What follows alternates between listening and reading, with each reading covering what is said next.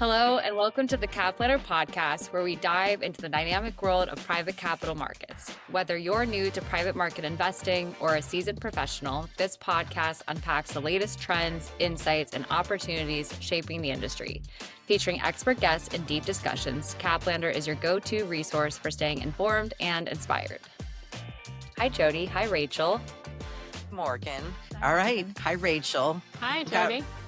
Rachel Goddard here, who is a friend and colleague who works at Cooley. And I would say, to describe, you are a partner and you Partner at Cooley.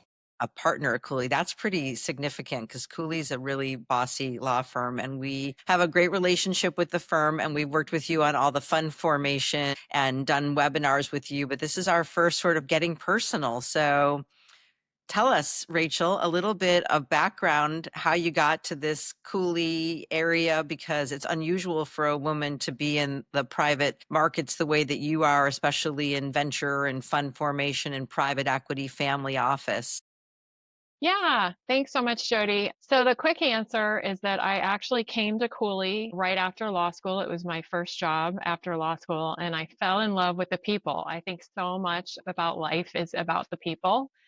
And I tried, I was a summer associate, which a lot of folks do during law school. I tried real estate, I tried tax, I tried environmental law. They were like, you can do whatever you want. I tried business law, some litigation, and I just fell in love with the business lawyers on the team and the business law itself. Where'd you go to law school? I went to law school at William and Mary. Nice. Which is a great school and a really small school, compared to some law schools. So it was super fun. And were you always with Cooley in the same office? No, I started off in our Reston, Virginia office right by Dulles Airport in 1999. I hate to say it. Morgan, how old were you, Morgan? You were 4. Yeah. See, I hate to say it. But it was our first office at Cooley east of Colorado, way before New York, before Boston, before our DC office. We have a huge regulatory practice in DC now too. So, and now we have 19 offices all over the world, including in Asia and Europe. So anyway, it was a great time to be a first year associate, kind of learning the ropes, so to speak. We had a ton of fun. There was probably 20 lawyers in that office. Of all those lawyers, how many were women? What was the mix of? I think there were 2 other women, actually. Right. And one was the daughter of a Supreme Court justice. So I felt like I was very lucky to be, one of the 3 women then. And it was really fun. Like back in the day, we worked a lot, but we also had a co-ed softball team. We went out for drinks. Morgan, just for the record, as a sideline, I'm not the only one who says back in the day. You say back in the day when you have historical reference for your career, because Morgan always tells me to stop saying that, but you just said it, so that really makes me happy because there was a back in the day. You don't say it because it wasn't like that for you, but just wait. It's crazy. Office culture is so different now, where I think you probably had the best of it, where it was social and you did mingle with your coworkers. And now it's so different where you go to work, and even if you're in an office, the way that people socialize outside of an office is so different. Yeah, I think that's really true. And sometimes we forget maybe how lucky we had it. I mean, we were at the office all day, and then we would all just naturally, go out for drinks and those, what I feel very fortunate about, and what probably why I've stayed at Cooley for so long, is those folks are all still here. They're still my friends. I mean, I've seen their kids be born and now leave college, and we've all kind of gone through life's events together, as well as servicing our clients together. And a lot of our clients we've had that whole time. So it's really special, I think, when you can develop those bonds with your colleagues and your clients. Also very rare now that that's the case, where you go and you stay, because there is a certain point at which people need to leave for opportunity and move around, and you have been in an enviable position. Well, let's talk about that, because Morgan, you and I were discussing earlier that, Rachel, you've really directed your own career, that you didn't want to be partner the whole time because it came with a lot of other responsibilities. And then when you decided that being partner made sense, then you became a partner and you've developed this whole practice. So share with us a little bit about what. For somebody who does not know you or checked out your LinkedIn or looked online, if somebody says to you, okay, what type of law do you practice or who are your clients? Tell us. Yeah, so I practice fund formation. You could drop the D and say fund formation, but it's not all fun. It's a lot of serious business. All Yeah. private capital markets, though, right? So I form venture capital funds, growth funds, fund of funds, secondary funds, anything that's like a fund that is then taking pools of money and investing in startup companies, life science companies, biotech companies, AI companies, crypto, defense, you name it, all of the high tech companies and life science companies that will be the companies that shape tomorrow. Our clients are investing in those companies. So it's super fun because it is fun. Yeah, it's innovative. Because it's innovative, it's entrepreneurial, and it's super fast paced. It's always changing. The companies that folks are investing in are changing. The areas of the world they're investing in are changing.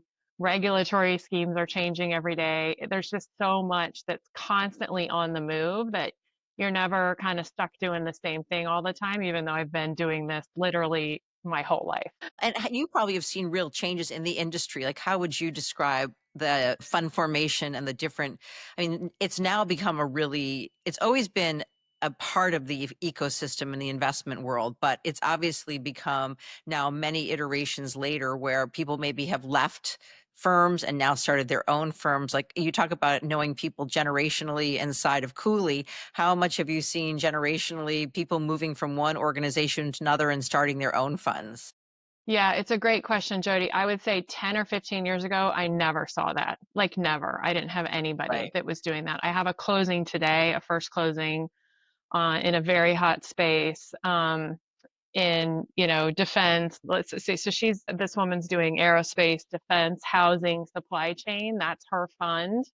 And she's spinning out of a very, very well-known, very successful firm and doing it on her own and having a first closing. So I never would have How seen much is that the 10 first years closing ago. for? I have to keep all this confidential until the final closing because we can't, Right. have publicity. But That's but fine. We'll it's have to have you on again so that you can give us the update. But sure, right. this person's probably worked with you the whole way through. That's right. That's right. Yeah. So it's just really fun, right? And that's what I love doing after doing this for so many years. I love people that are kind of going it on their own or going with a partner and starting a new business because what we do is not only form the fund, but we form their management company, which is like their own startup company, right? As you guys know, we try to figure out how do they compensate people in their new management company. And that's why we come to Right. you.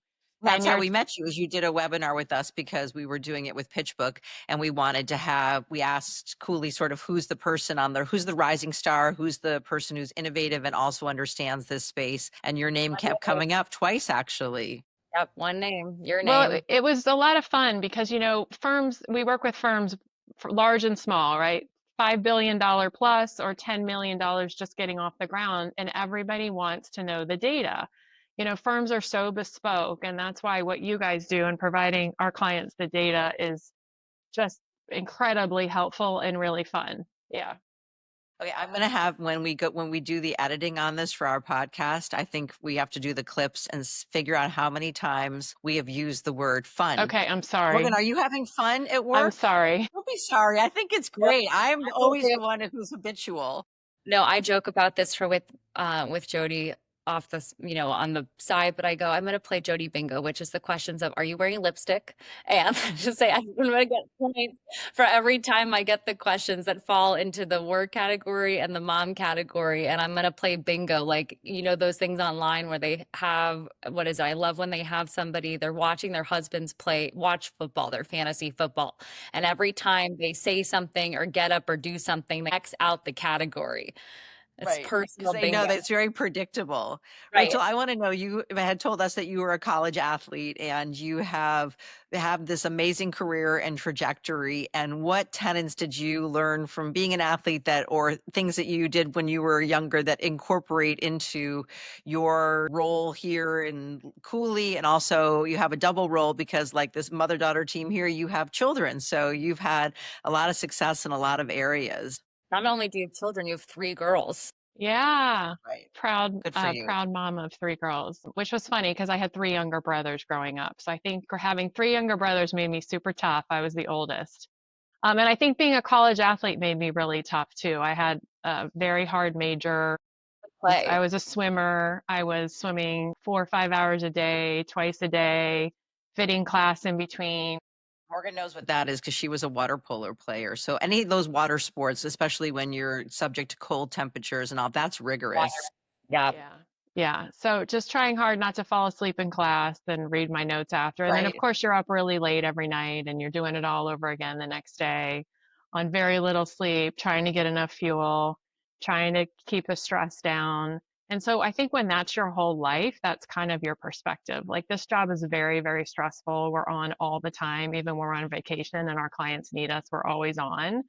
But if you kind of grow up with that environment and you grow up with that need to just kind of balance everything all the time, it becomes more natural and doesn't seem like that big of a deal. And I also love, I mean, my sport was mostly individual, right? Because swimming is individual, except for the relays, which are super fun. But at the end of the day, you're training with guys and girls all day long in the pool, and it's a team sport in that you're pushing each other in practice every day to be your very, very best. And I always say, Right. like, life is a team sport. Of course, like what we all do is a team sport. So it just, I think, just flows naturally from that. And I couldn't ever possibly serve my clients as well as we do without the huge resources that a firm like Cooley brings. We have almost 400 partners, every kind of area of law, every geography that you could ever need to know about. What would your daughters say from this? Like from you being their mom, if we surveyed your daughters and said collectively, how was Rachel managing and balancing your mom, juggling dinner and work? That's a great question. They would say I'm not so good at the dinner part. Right. But that has forced them to actually be very independent. At least that's my defense mechanism. I tell myself that a Right. lot. So they're much better cooks than I am. One of my oldest daughter was a gymnast first growing up, and then she became a softball player. Played softball in college. They went to the World Series last year. She just had a phenomenal career. But I can't do hair, right? Because I was a swimmer. So they all taught themselves how to do the braids and how to do their hair and how to kind of make dinner and meal Jake, prep because I wasn't always able to do it. So I definitely don't win any awards for being the best cook. as a side, Jody is the best orderer you will ever meet in your life. Terrible And cook. That's why Worst we're cook. friends, right, Jody? One of the worst moments of my motherhood career balance was when my kids were little and Morgan's brother was standing at the front door. And I was like, Blake, why are you standing at the front door? And he said, because I'm hungry. And I was I'm like, waiting for dinner. I'm And she waiting was for dinner. Like it usually comes from the front door, not from the kitchen. I was like, like, "Go oh out my the God. door." I said, don't you ever tell your grandmother because I already feel terrible. Out of the mouth of babes. That's Yeah. bake chicken. What was it? The craft where all you had to do was add the chicken into the bag and shake the bag. That was Jody's MO. That anything you just had to add water, add milk, add butter, whatever it That was. counts as cooking. I consider a salad bar at Whole Foods cooking. Right. But I do have another question for you in terms of the role model that you've been for your daughters, because obviously Morgan and I being a mother-daughter team here, how would they describe your career and how it's influenced them, especially being a lawyer in a very male-dominated industry? That's a great question. I guess I would say they see me work really hard all the time. And I think it doesn't really matter what you do, but they see that I love what I do and that I work a lot, right? And so I kind of have this saying, I don't know if you guys will agree with me, but there's two things that kids need. They need unconditional love, which is obviously super important because all our kids are different and they all need a different kind of love, but they need unconditional love no matter what. And then they need a work ethic. And however your work ethic comes from, however you see it, however you get it, life is hard. Life has ups and downs. But at the end of the day, when you have a work ethic and you're used to getting up and working really, really hard every day and feeling proud of whatever you're doing, I think that's a secret to a happy life. Yeah, because you never cut a corner. Morgan, you know this. What was No, your I experience? totally understand. I mean, I never took swimming lessons or did anything before I went to high school. And I went to public high school in Marin County, which was basically a private school, but the pool was brand new my freshman year. I remember sitting in class and looking, and it was probably the first week of school, and they had swim tryouts and they had a freshman team. And I remember calling my mom during lunch and I said, can you bring me a swim cap, goggles, and a one piece? And she was leaving a workout class at the gym, and they had a whole, the stores in the gym. So she Went over picked to that every sporting goods store. Right. She brought everything to me at lunch, and 3 hours later, I was in swim tryouts, and I was like, we're doing this. And they had 5 a.m. practice. You didn't be in the dry land 5 to 6 a.m., and then in the pool 6 to 7. And then you are back in the pool at the end of the day. And I think it's something where, like what you're saying, when you're used to having a work ethic and having a regiment, and then you take that into your adult and your working life, it's a whole mindset. And there's no And your before. personal life. We started these podcasts saying how you do anything is how you do everything. Because and you really nailed it, Rachel, that you have to have a work ethic. And I think that your education, obviously being disciplined to go to law school, pass the bar exam, get into a firm with the caliber of Cooley, make partner, have 3 daughters. Okay, so if the worst thing anyone can accuse you of is that you can't cook, then fine, right? I'm willing to take that one too. That's still and that your daughters have been successful. And I don't think that was the intention that we started out here thinking about today's podcast, but that's sort of the fun of it, is that you really come out with these jewels and these gems from conversations like this. It's really, I think, the most important takeaway here is that you're not going to be successful anywhere. We work with entrepreneurs and VCs and investors, and everybody has to work hard, and it's a long game. Yeah. I think the Yeah. fun thing too is I waited to become partner. I think I mentioned this to you. I had the I chance like this probably story. 15 years ago to become a partner. And, people kept asking me, do you want to be a partner? Do you want to be a partner? But I just was really hesitant to travel. And everybody knows that partners need to go all over the country and the world sometimes for conferences and get new clients. And my husband's in biotech and he travels all the time. And I just felt like I just don't want to be on the road a lot of the time. I just don't know. I mean, I don't want, nannies and daycares and everybody else if we're both not there. And it was just really hard. And I didn't want him to sacrifice his job either, because he worked really hard to get where he is. And I didn't want to make him Right. feel like he had to take a step back. So at the end of the day, I've been married 27 years, luckily, and it all works out. But when I finally decided, my oldest 2 had left the house, and I still have a 16-year-old at home. But this was about 3 or 4 years ago that I decided to become a partner, and it coincided with us opening our Chicago office. So long story short, I was invested. Now I'm a founding partner of our Chicago office, which is great. Good for you. And I decided to, just kind of put my foot in the ring. And my oldest daughter was the one who really said, Mom, you have to do this. You have to do this for all those women who have kids and who've had, a lot going on. I want you to be the role model, right? That they can see that it doesn't matter. You don't have to do everything on the same schedule.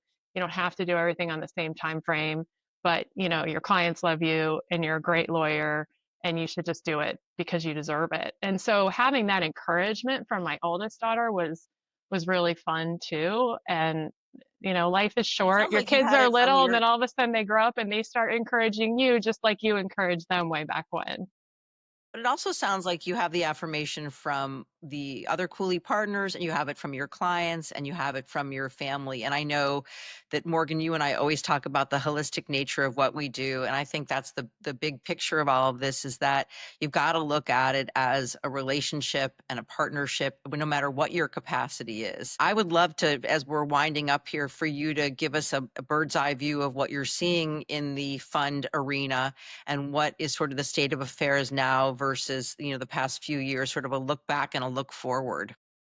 Yeah, so one thing that's pretty interesting right now is investors are waiting for liquidity, which I'm sure you've probably heard. We thought there was going to be a big IPO market earlier this year, and there's just been a lot of volatility, so it looks like we might have to wait a little bit longer. Same thing with any. So I think some investors are on the sidelines really waiting to see liquidity from all the funds they've invested in over the last few years. They want to see cash.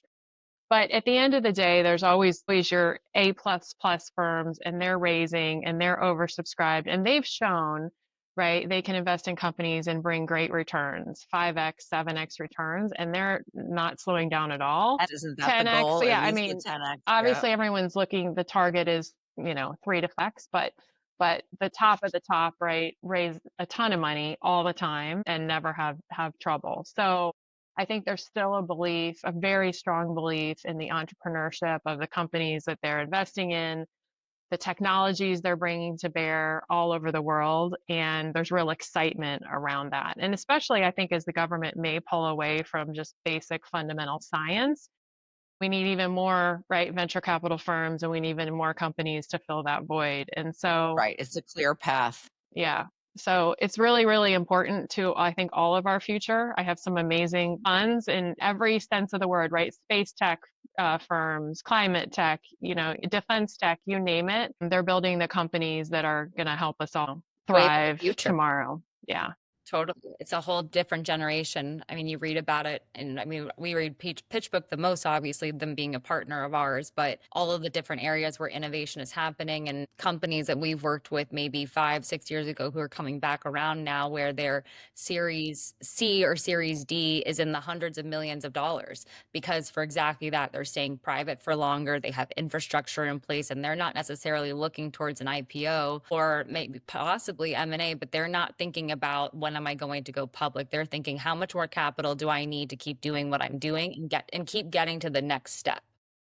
Yeah, that's exactly right, Morgan. And that's why the industry itself is innovative, right? 10 or 15 years ago, you might not have seen as many secondary firms, but we're seeing a ton of firms pop up, right? And they're just making secondary investments. They're buying out founders of companies, or they're buying out existing investors in other funds, right? And so we're seeing a ton of that activity, and it's a way to kind of solve the liquidity problem within the system. Have some liquidity without that's actually a very big part of things, is that secondary market, where because the people do want to get cashed out, and it's not going to be through an IPO right now or even necessarily an A. So there is a second market for the private world, and that's becoming more and more prevalent. Yeah, that's exactly right.